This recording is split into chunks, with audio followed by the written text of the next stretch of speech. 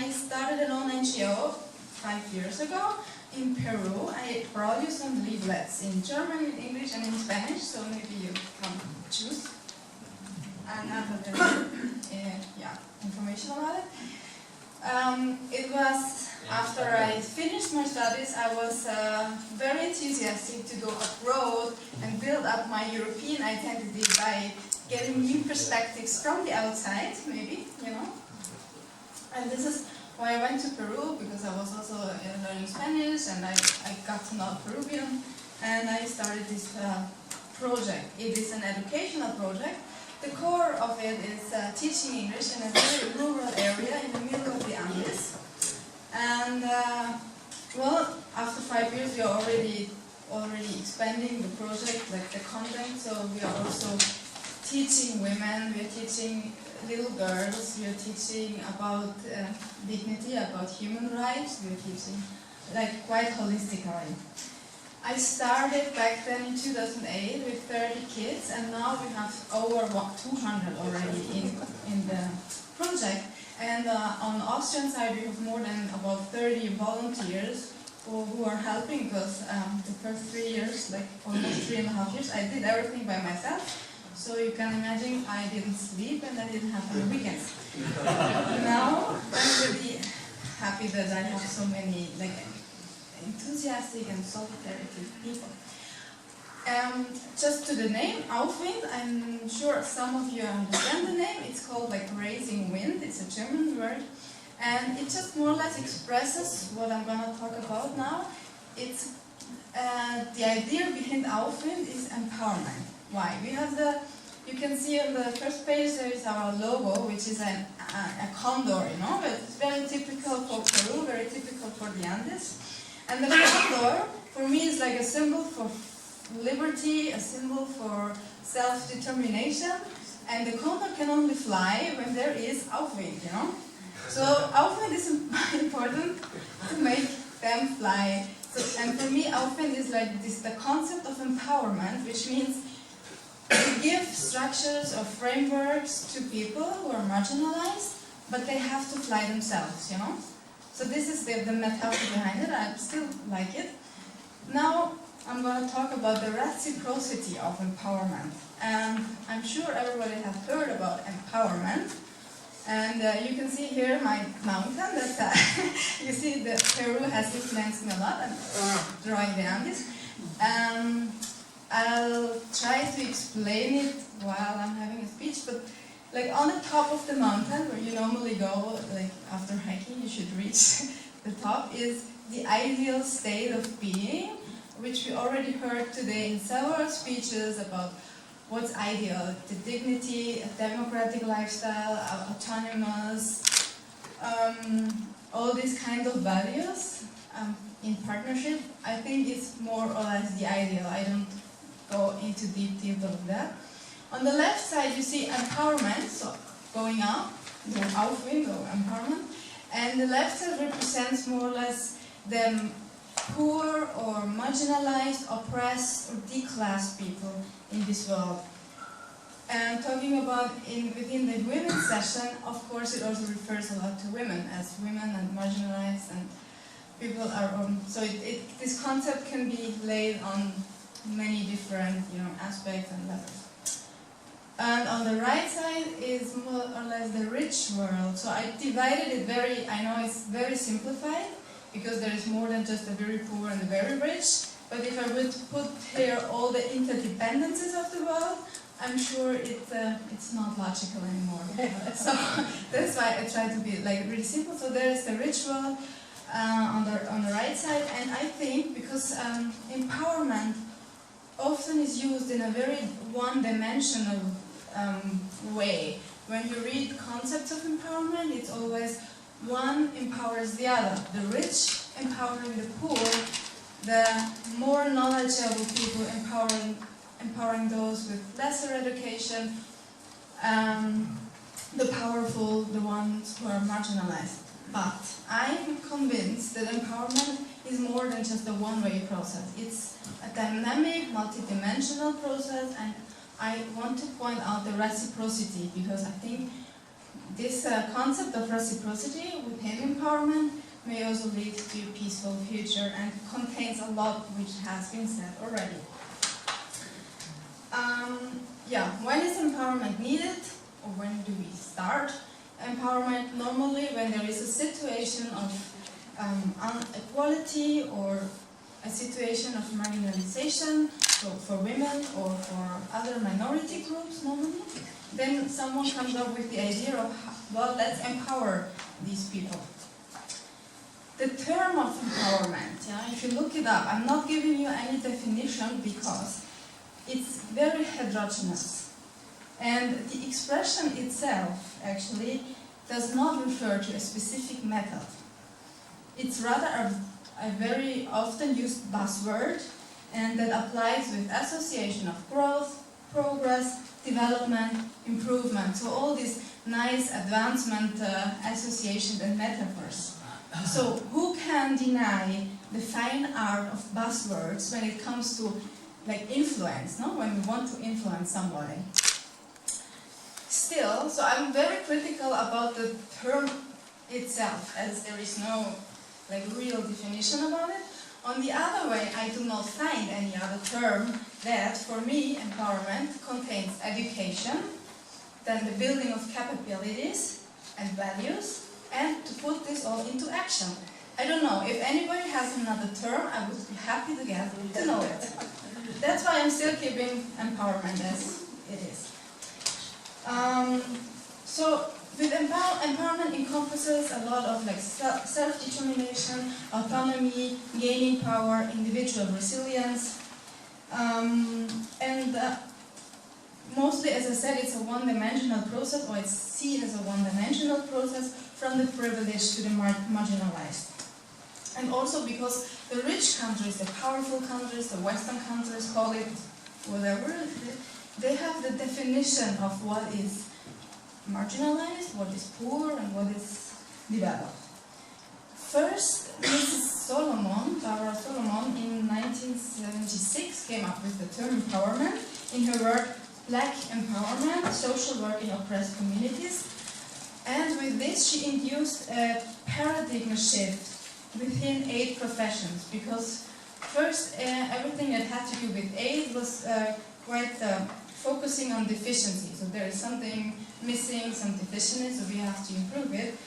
She was giving a new attitude to it, so it was more a client or receiver orientated view, that the people who receive empowerment are seen as experts of their own life, of their own environments, with their resources and their talents. As I said, empowerment itself is a quite complex, dynamic process, and it can be realized on political level, it can be realized on social, on cultural, on personal, on economic levels. So I think you could split it up in all these different kinds of levels and go deeper into that. The idea, well, my idea of the reciprocal empowerment goes a little bit beyond this one element that is maybe combining all the approaches, and this is the partiality with the marginalized, with the oppressed, with the betrayed, or the declassed. But I think manifestations and categories like underdeveloped and powerful, they already create certain like associations and pictures in our head, and therefore only reproduce the power or reproduce the structures in the world, like also within women. No? So I'm not here denying authority or hierarchy, but I really want to point out that there's lots of constructions used in this world so that we keep up the same reproduction, and also with education. This is maybe connecting to the panel before. So education, in my opinion, it can be manipulative as well. Used if you want to reproduce structures in this world. So reciprocal empowerment. You can see in the middle, I know no one can read it probably because it's too small, but I have pointed out like several main areas on what it is built on, And for me it's built on a global, and I say global because I'm more with the panelists of the young people, that it's not only about Europe, it's about global citizenship.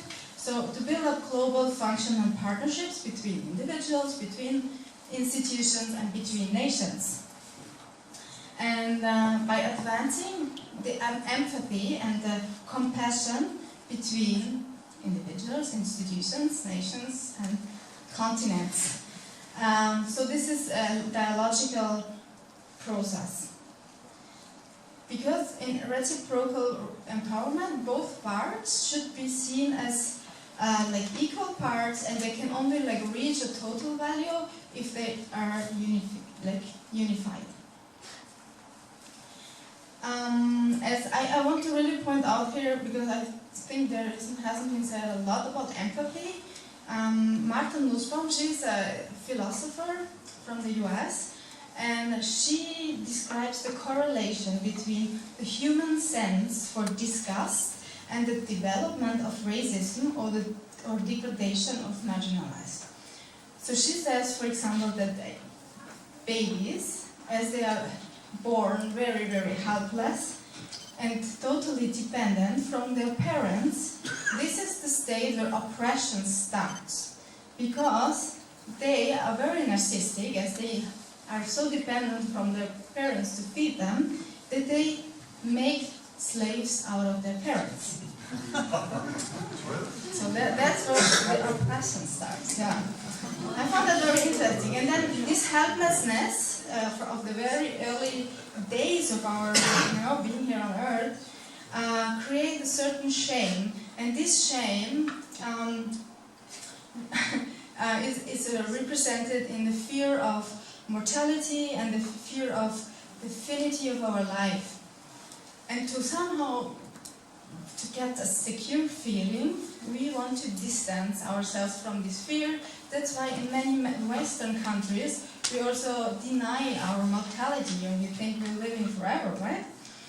And what are the methods to get like this distance? It's by putting or projecting our fears onto others, onto other groups, onto marginalized, onto minorities.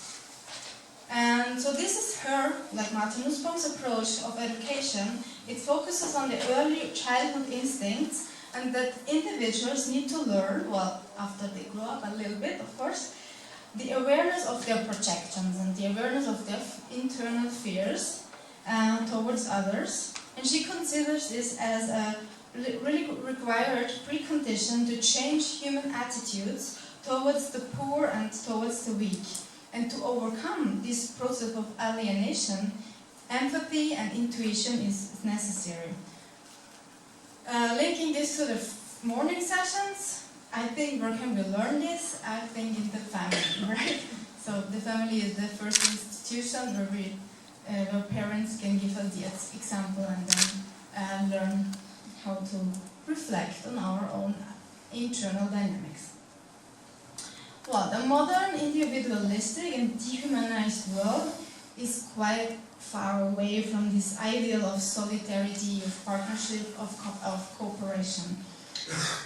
Because the individual happiness and the own satisfaction comes first, and consensus and public welfare is mostly secondary.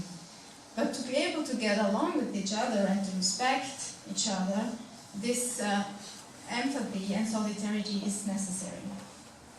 So my idea of this reciprocal empowerment dwells on this two-way enforcement between human beings. And it refers to the process of strengthening within intercultural as well as interpersonal learning. So, and this reciprocal empowerment is both individual-centered, because first it's important to develop your own strength and discover your own talents, and also one before said everyone is responsible to create their own environment. So I think the individual part is very important, but also then the collective orientated aspect. While it doesn't help me if I have great talents and I have good education, if I then don't like share it and go into resonance with my fellows. So we need to build a relationship to our environment and to other people. So this is where also dialogue comes in again, and you can see this too, like individual and collective level, because this is something, this dialectic dynamic, which is the basis of reciprocal empowerment. Yeah, empowerment has also always to do with liberation. For the oppressed and marginalized, liberation generally means to free themselves from maybe something like post-colonial dependencies, kinds of exploitation and slavery. I call it to free themselves from the ghosts of empire, because there's some people who say, no, nowadays we do not have any kind of colonialism anymore, but, well, sometimes I think if you look close, then you can see the invisible structures behind it still.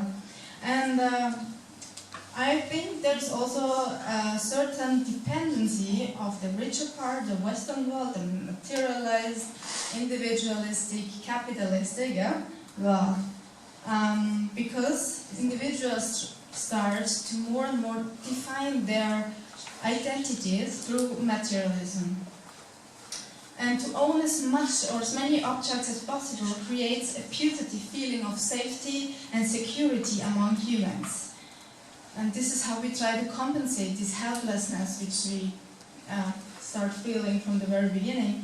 And the expansion of consumerism as well as the increasing of dependencies of consumed belongings turn individuals of the Western or so-called developed countries into slaves of their own lifestyles. People forget, in words of Erich Fromm, how to be and constantly live in the models of having. Subjects who are orientated to have and possess are inactive and escape in like laborious restlessness to compensate the empty feeling. And that is not good at all for democracy. So, optimistic and creative design of one's own life are characteristics of the state of being, while the fear of mortality and the negation of the finitude together with a certain boredom are attributes of having. And then there's a pedagogue, he's Paulo Freire, I don't know if you've heard of him. The Pedagogy of the Oppressed is a very famous book of him.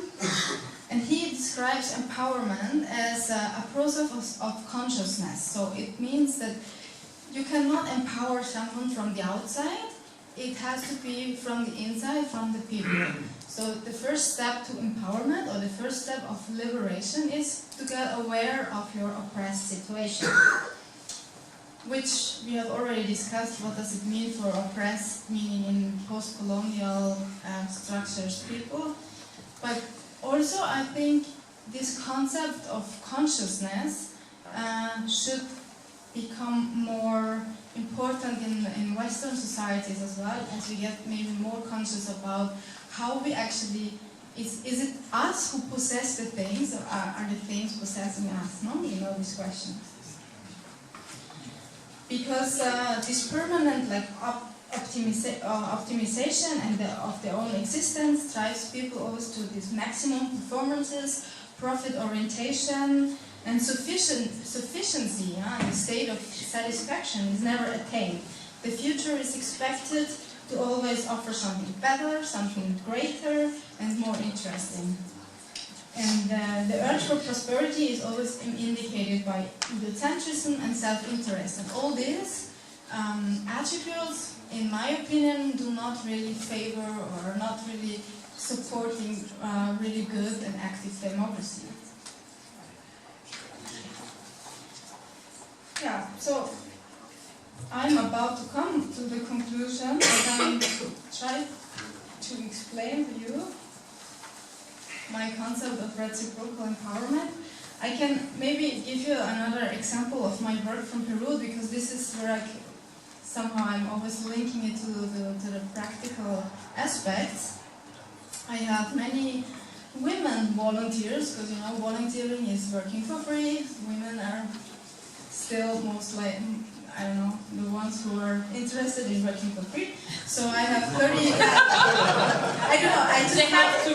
They have to. Yeah, I have like in our NGO we are like 2/3 women, and now it's getting better, but only since a couple of months. Before we were all like only women. And for example, they go and they spend some time, like several months in Peru, and are like the program managers over there. And they had one girl, she came back, like she's 26 now, she did really great work over there. And she came back and she wrote her CV, and she asked me to read it, and she wrote in the CV, I am an employee at the NGO Aufwand. And then I was like, no, you're a program manager, or you're like responsible manager on Peruvian side for a certain amount of time. So I think this is also concluding with the women's panel, how we women, how they still represent themselves, or how they see themselves. And I see my role, a little bit as the founder and coordinator of this NGO to at least empower my women, and as well as in Peru, the girls, the little girls, and the teachers we have there, as well as my volunteers. The second example is I have a boy, he's 18, he started 2 months ago working with us, and he needed a recommendation letter for a job, or it was an internship. And he himself wrote it for me, he's like, you just have to sign. And he was like, I'm general secretary of the NGO Outfit. And I'm like, hey, you worked for me for 2 months, So you see, there's such a big difference. He's 18, he works here for 2 months, and he's like, can you not write this for me? It's like, no. We don't have general secretaries, and we have 2 chairwomen, and it's me and another one, and you're the volunteer here, and you're 18, that's fine. So it's interesting how they represent themselves. So yeah, that's about empowerment. I'm happy to get some questions, and that's it for now. Thank you.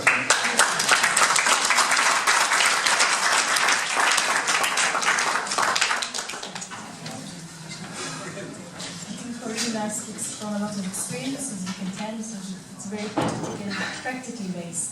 Okay, we're moving on now to discussion. So I'm sure we have questions. I see some hands. Microphone. Thank you. Thank you, members of the panel. On the subject of prostitution, I would like to offer some comments. A couple of years ago, at the occasion of local elections in my country, Belgium, there was a woman politician, and she advocated that prostitution should not only be